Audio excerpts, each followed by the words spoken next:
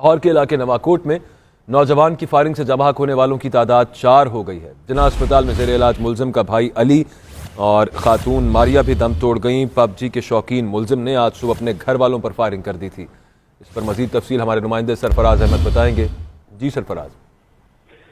देखें, नवाकोट के इलाके में मुलजिम की फायरिंग से जख्मी होने वाले उसके सगे बहन भाई भी अस्पताल में अब दम तोड़ गए हैं और मुलजिम की फायरिंग से अब जाबाहक होने वालों की जो तादाद है वो 4 हो गई है। और मुलजिम बिलाल की फायरिंग से पहले ही उसकी भाभी और एक राहगीर जो है वो मौके के ऊपर ही जाबाहक हो गए थे, जबकि मुलजिम की बहन, भाई और वालदा जो है वो इस वाक़े के अंदर जख्मी हुए थे, जिन्हें अस्पताल मुंतकिल किया गया था। अब जख्मों की ताब ना लाते हुए अस्पताल में जेर इलाज मुलजिम का जो भाई है अली और उसकी जो बहन मारिया है वो भी दम तोड़ गई है। और पुलिस का ऐसा कहना है कि मुलजिम की वालदा जो है वो अभी जख्मी है और उनकी हालत खतरे से बाहर बताई जा रही है। और पुलिस का ये भी कहना है कि मुलजिम को मौके से ही जो है वो गिरफ्तार कर लिया गया है और मुलजिम नशे का आदी है और पबजी गेम खेलने का जो है वो शौकीन भी है। ताहम उससे मजीद जो है वो तहकीकात भी की जा रही है। नवाकोट के इलाके में सिकंदरिया कॉलोनी में फायरिंग का मामला। अस्पताल में जेर इलाज बहन भाई दम तोड़ गए।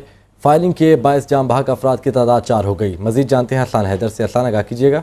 जी बिल्कुल, ये नवाकोट के इलाका सिकंदरिया कॉलोनी में सुबह जो है वो लड़ाई झगड़े पर मुलजिम बिलाल ने फायरिंग की थी, जिसके नतीजे में 5 अफराद से जख्मी हो गए थे, जिनमें 2 जो थे मौका पर दम तोड़ गए थे। जाबाज होने वाले में इब्तदाई तौर पर तो जो उस्मा और एक मुलजिम के जो दोस्त जाहिर 2